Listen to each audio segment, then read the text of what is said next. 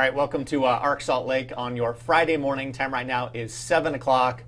I'm excited for this interview right here this Friday and Saturday, today and tomorrow, I should say.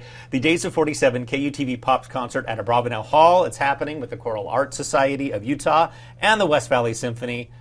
And you know who conducts all of this, right? We have our good friend Sterling Poulson, the musical director of this concert, to give us more details. Sterling. Good morning, Lincoln. How are you doing? Good. Have you ever been in our podcast room before? No, I haven't. Well, I walked by it lots of times on my way to the break room, but now it's a real deal in here. Yeah, it is. It's pretty cool. Well, thanks for coming in. We appreciate it. Thank you. Okay, tell us what we need to know. We have the concert tonight and tomorrow, right? Yes. So here's the most important thing you need to know. Okay. Okay. Our guest artist is Gentry.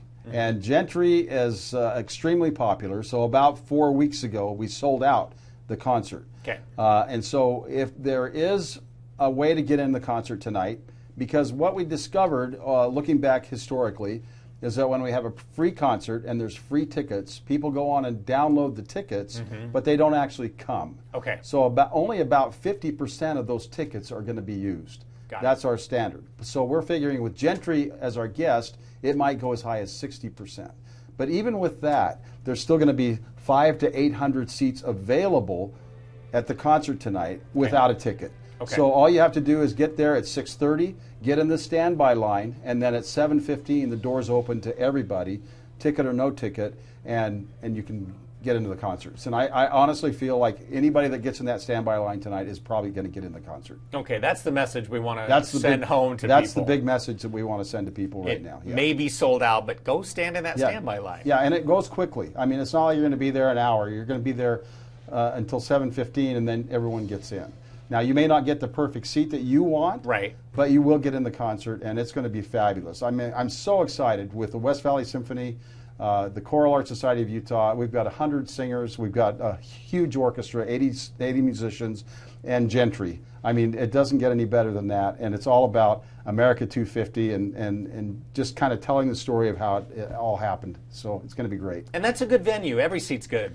And it's air conditioned. Yes. I mean, we're talking about temperatures at 100 today and maybe 103 or 4 tomorrow. So it's air conditioned. It's beautiful. And so it's going to be a great place to hang out for a couple of hours in the nice, cool temperatures. Well, since you're here, I will talk to you about weather in just a second. Okay. But let's keep talking about this first. Okay. How long have you been doing this with this concert? So this year is our 29th year doing the Pops concert. Now, it's actually been going about 75 years since clear back when Royal Danes first started this thing, and it's just been going ever since. And it eventually went to Eugene Jeleznik, and then from Eugene Jeleznik back in 1997, he passed away. And so I went to the county commissioners, and I said, so who's doing the Pops concert now? And they said, well, you know, maybe you could do it. And I said, well, okay, well, let's find out. So we started talking to the Days of 47 folks, and they said, well, you can give it a shot. We'll try it out this year with you, but you can't call it the Days of 47. I said, okay. So we called it the Pioneer Pops Concert, and about 2 weeks later they called me up and said, okay, you can do it. And so for 29 years, that was 29 years ago, and we're going to keep doing it. My goal is to get to 40 years before I turn it over to somebody else. We'll see how that goes, but it's a lot of fun. So that first year was an audition, basically. It was an audition, yes, and yeah, it was kind of crazy.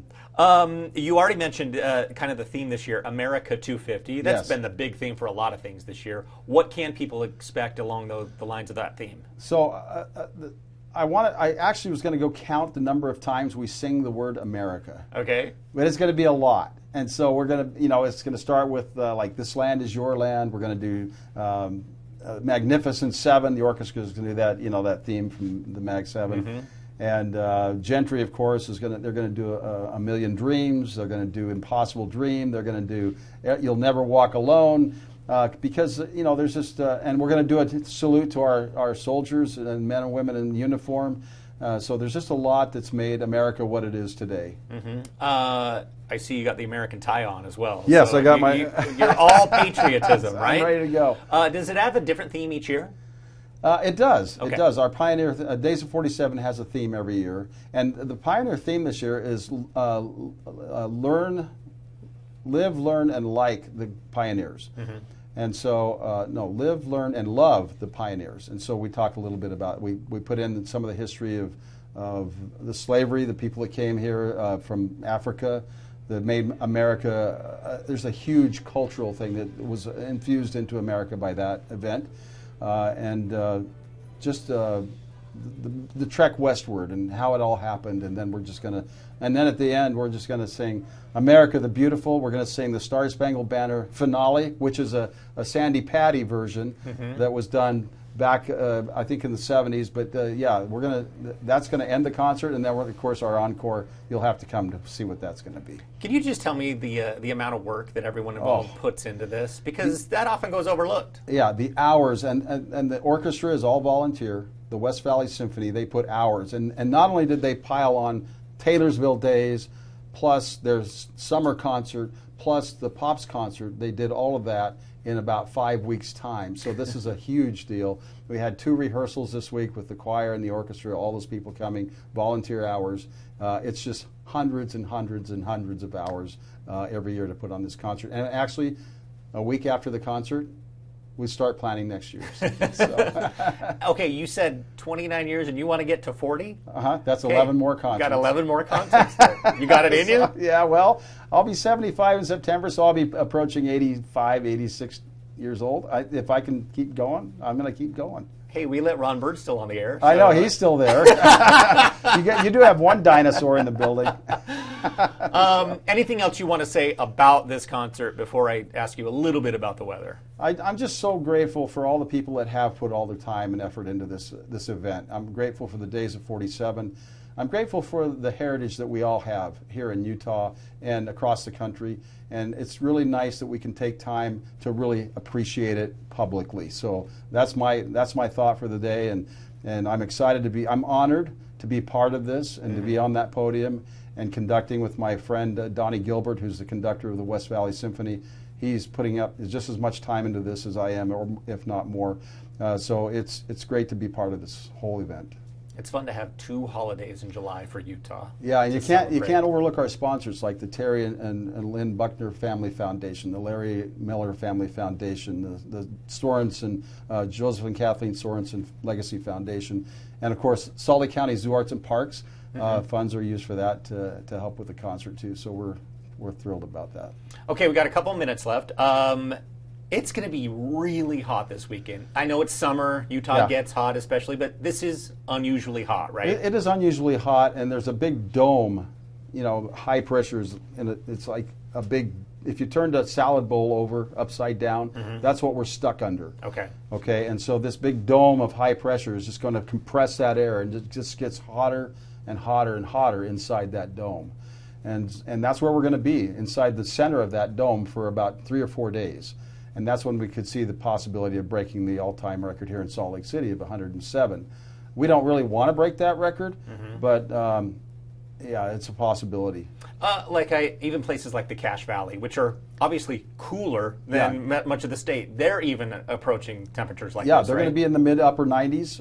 And I've noticed the last few days, actually, Cache Valley temperatures have been close to the Wasatch Front temperatures because we didn't have a really solid cold winter. So everything's warm already, starting this in spring and extending all the way into where we are now. It's just been extremely warm. And yeah, we've had a couple that was really nice that we got that little 60s period for a couple of days to kind of give us a little break, but it's just been extremely warm since the 1st of January. And I used to live in Montana. This heat dome extends all the way up into the Montana, North Dakota, Canadian border too. Yeah, they're not used to these kinds of temperatures. Well, they won't see those kinds of temperatures, but they'll still be seeing temperatures that are 10 to 15 degrees above where they normally are. So you're right. It's going to be a real stress on livestock, people, all of it. So it's a big deal. And even though I don't know, I feel like many people in Utah are used to the heat. This can sneak up on people. It can, especially if you're out recreating and you think, oh, I'm good, or I can hike this 2 miles or whatever. Stay hydrated and don't overdo it. It's not worth it. Okay. Sterling, thanks for coming in. It's great to be here. Go stand in that standby line. Go stand in the standby line. The tickets are gone, but you will get in the concert. Will get in the concert. Yes. Okay. It's a fun show. So thank you. Appreciate you coming in and talking. Appreciate it. Thank you. All right.